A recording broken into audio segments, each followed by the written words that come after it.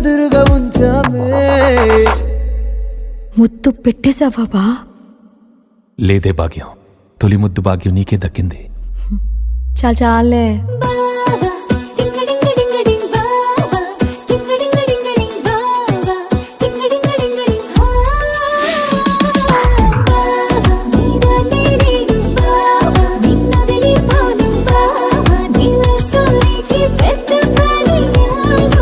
ఆకాశమై నే వేచుండగా ఓ జాబిల్లిలా తానొచ్చిందిగా.